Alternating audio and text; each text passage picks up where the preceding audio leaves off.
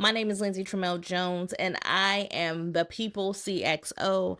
I help small businesses create unforgettable customer experiences because retention, baby, that is the new flex. In this episode, I want to jump into something that has been on my mind during this time in December when we do a lot of reflecting and where we're doing a lot of planning and we're thinking about the new year. I had one of those reflective moments that I was talking about, and you know, the kind where like since the emails are slowing down, I've wrapped up the projects. My brain is starting to whisper sweet nothings in my head because finally have the time to think. And unfortunately, as a person that has always been engulfed and entrenched in education, sometimes my brain is like, go get a new certification. Or is saying, go get another degree. Now, do I need another degree? Absolutely not.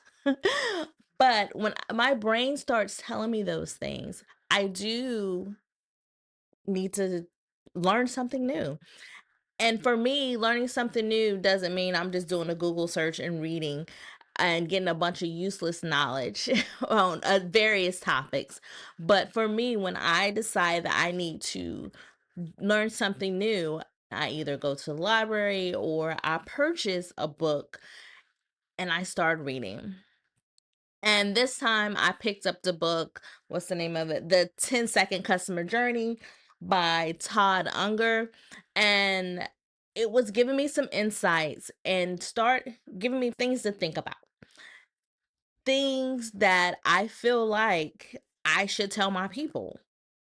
So as I'm reading this book, the physical copy, I'm not skimming it. I'm actually reading. I'm going through with a highlighter, highlighting points that really make sense and resonate with me.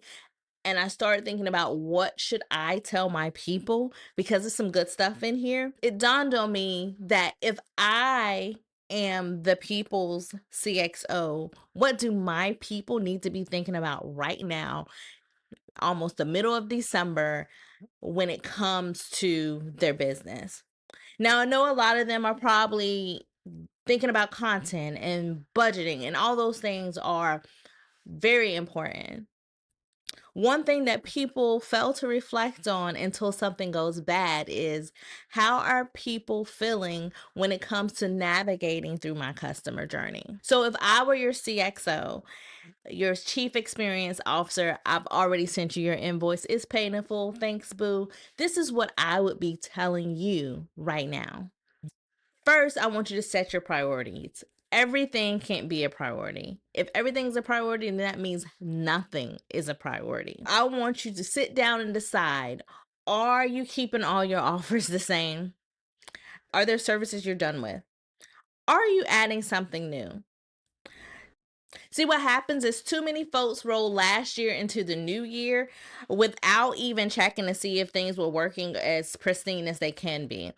Like that's like squeezing in the jeans and you know those jeans are too small and you know that it's not gonna be a good time in those jeans, but you still put them on because it's familiar and it's something you've done before. This is the season for honest edits. It's not profitable, not joyful. Sometimes it's going to be a little uncomfortable, but it is necessary for you to leave behind those things that you did in 2025 because they might not have space in 2026. The second thing I would be telling you to do is to understand what you're actually building and who, let me say that again, who you are building for. You have to understand that. Not just the clients who book with you this year, but the ones you want in the ecosystem next year. Because let's be honest, there are people that were in your ecosystem that you wish never found you. So I want you to get specific about who they are. What do they struggle with? What do they need from someone like you? And then go one level deeper. Do your current offers actually meet those needs? Or are you trying to force them to fit what you already created? A lot of people are offering services to people who don't want them. And then we wonder why they don't convert or why that conversion phase in our journey is just not doing what it needs to do. Remember, it is called a customer journey, not a creator's comfort zone. Number three, and I talk about this all the time, is you have to audit your actual experience. Not just the visible parts. I'm talking about the pieces that nobody sees. I'm talking about the Slack messages they've been missed. I'm talking about the ways you're internally communicating your SOPs. You have to audit the actual journey. What is the vibe when someone lands on your website or your profile? And how easy it for them to say, yes, I want this. And then what happens after they pay? Or do they feel guided or abandoned? Do they feel like you just took their money and you did a hit and quit it and ran? I always say people don't ghost because you're rude. Usually that's not the problem.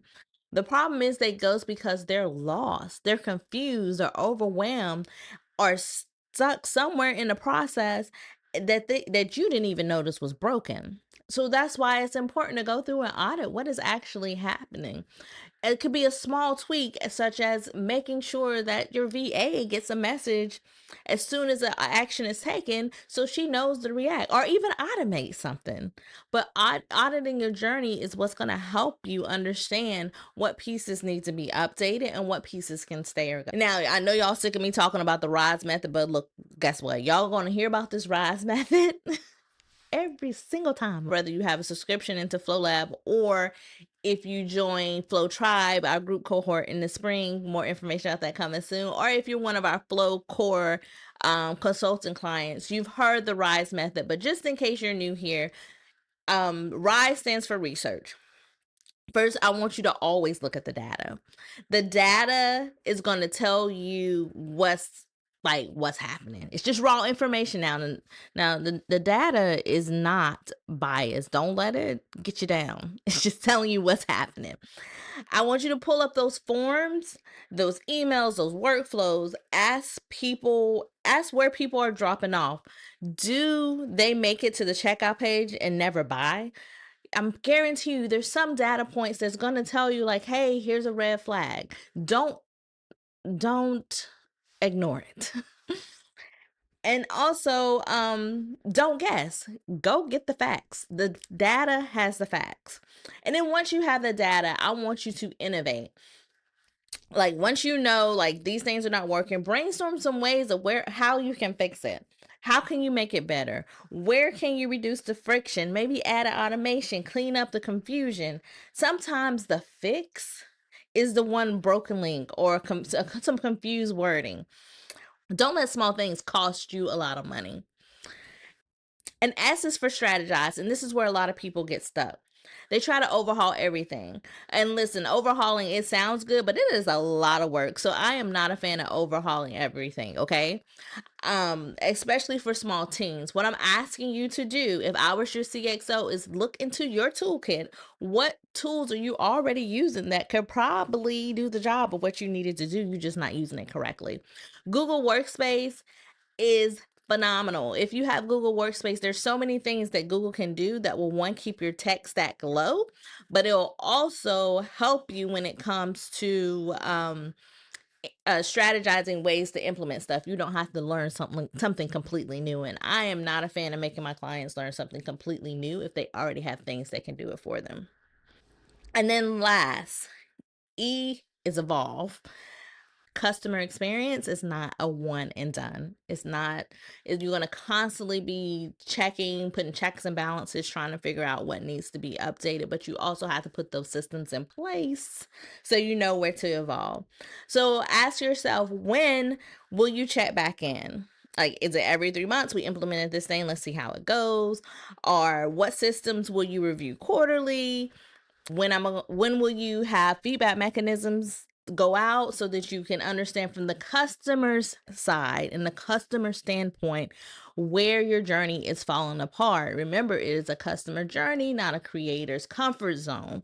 Out of all this is what I want you to take away. Remember, I'm still your CXO, and I'm telling you, this is what I want you to take away. You don't need to do more next year. I know we like to do the most. Myself included. But you don't need to do more next year. You just need to do what you are already doing, but better. Less new year, new me. We don't need a new you. We need a better you. We want more new year, improved experience energy, okay? People aren't just buying a product or a service. People are buying how it feels to work with you, how seamless it is, how you made them feel like they mattered. You didn't make them feel like a number. And that's what people are buying. People are buying your vibe, believe it or not. Creating those experiences are what creates loyalty. That's what creates referrals. That's what creates a business that has longevity, because people are speaking your name in rooms that you're not even in. As you wrap up this year, take some quiet time and really think about what you need. And I guarantee you it's not another certificate or another degree, but pull up your workflows. Ask the hard questions and decide that 2026 is the year you stop losing money between hello and take my card. Remember, you got this. And if you want support mapping it all out, you can always find us at fierceified.agency or slide in our DMs on all social platforms with the same handle, fierceified.agency. And I will see you in the next episode of More Than a Brand.